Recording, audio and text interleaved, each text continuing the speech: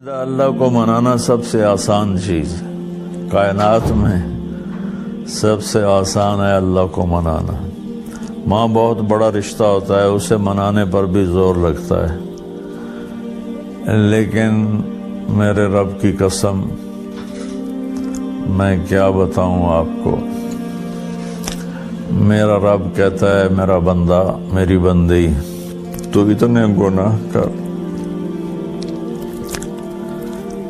اتنے گناہ کر کہ زمین بھر دے، پھر زمین کے اوپر اپنے گناہوں کی تہ لگا،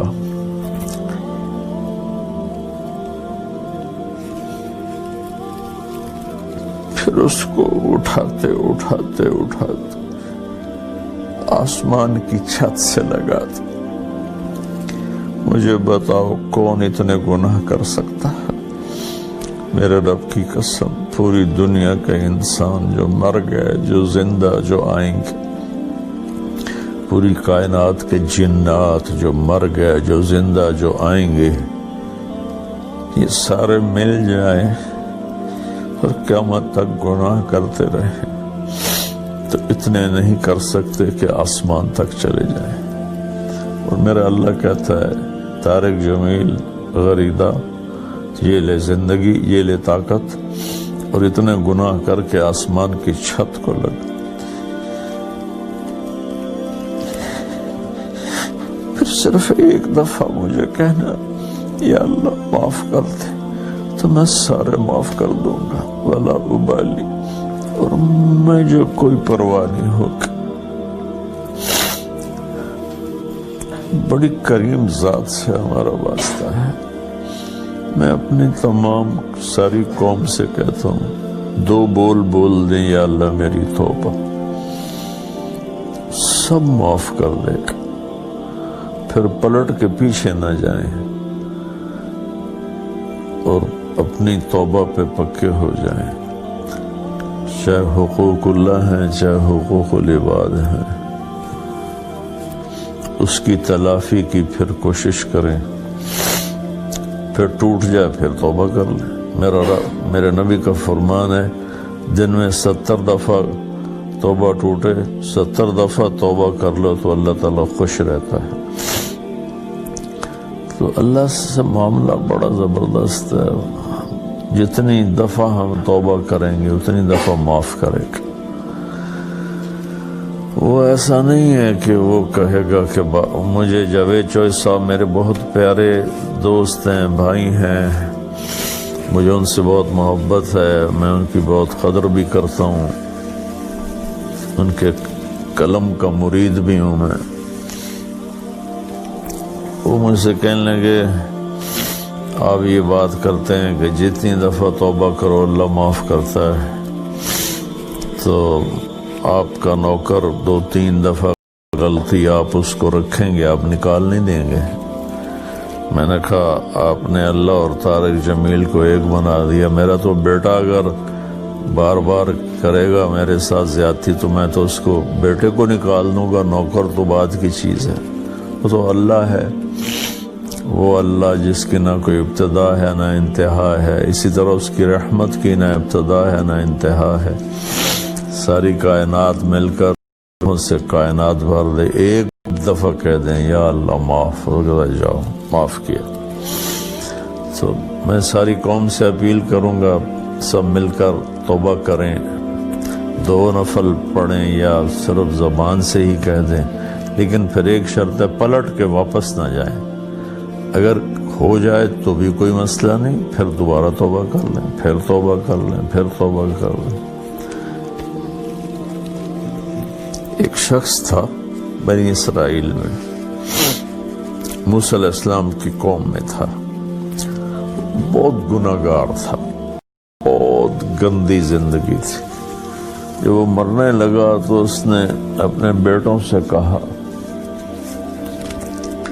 کہ میں نے بہت غلط زندگی گزاری ہے، میری بخشش شاید نہ ہو، تو میں جب مر جاؤں تو مجھے جلا دینا، اور میری راکھ آدھی پانی میں بہا دینا، آدھی ہوا میں اڑا دینا، تاکہ میرا جسم بکھر جائے اور میں اللہ کے سامنے کھڑا ہی نہ ہو سکوں۔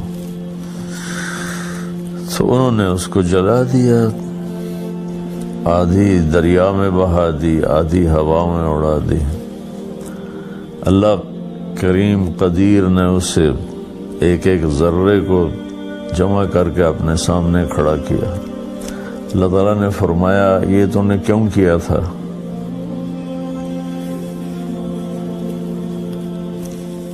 اس نے کہا یا اللہ میں ڈر گیا تھا۔ اللہ نے فرمایا میں مجھ سے ڈر گئے تھے؟ کہ جی ڈر گیا تھا۔ کہ اچھا جاؤ معاف کیا۔ تو اللہ کو معاف کرنا بہت پسند ہے، بشرطے کہ حیا ہو، بشرطے کہ شرم ہو، ندامت ہو۔ لیکن اگر ایسا ہو کہ دیکھ لیں گے جو ہوگا تو یہ تو بہت نادانی والی بات۔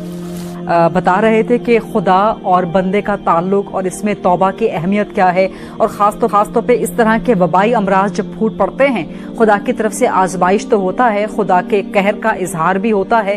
اس میں توبہ کس طرح سے کرنی چاہیے؟ بار بار کرنی چاہیے، بار بار غلطی ہو جائے تو بار بار توبہ کی جائے۔ تو جس طرح سے آپ نے کہا کہ اگر ایک دفعہ غلطی ہو جائے توبہ کریں، پھر غلطی ہو پھر توبہ کریں، تو کیا اس طرح کی بار بار کی توبہ بار بار قبول ہوتی ہے؟ جی بالکل قبول ہوتی۔ میں نے بات آپ سے عرض تو کیا، میرے نبی نے فرمایا اگر سچی ندامت کے ساتھ دن میں 70 دفعہ بھی توبہ ٹوٹے اور وہ کر لے تو اللہ تعالیٰ اسے معاف فرما دیتے۔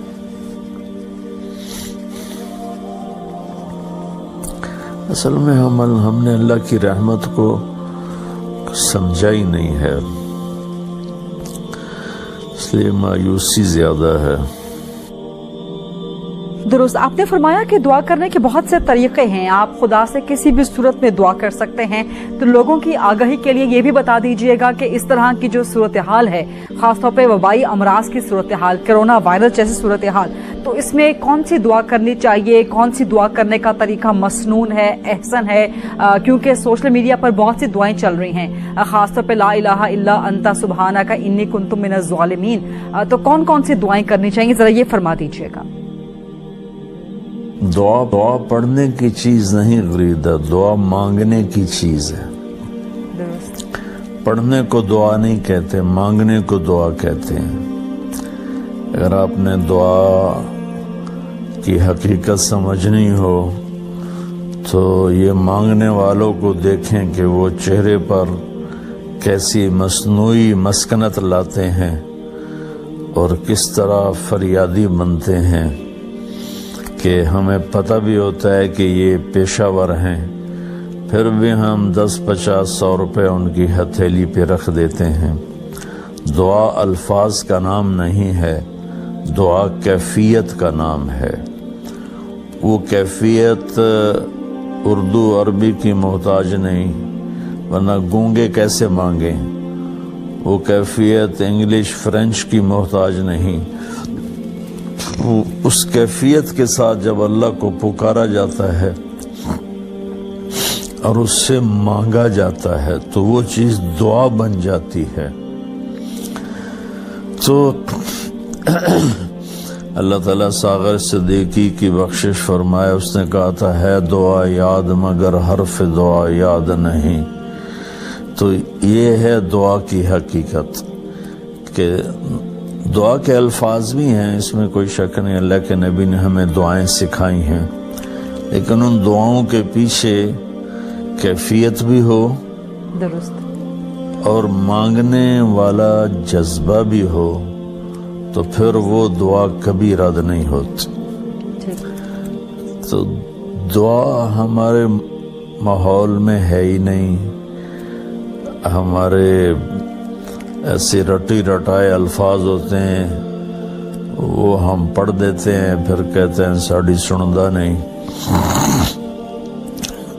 مانگا جاتا ہے، دعا مانگنے کی چیز ہے، تو مانگنے کا سلیقہ ہو تو وہ ہم تو مائل بکرم ہیں، کوئی سائل ہی نہیں، تو کہتا میں تو دینے کے لیے تیار بیٹھا ہوں، پر کوئی مانگو تو صحیح۔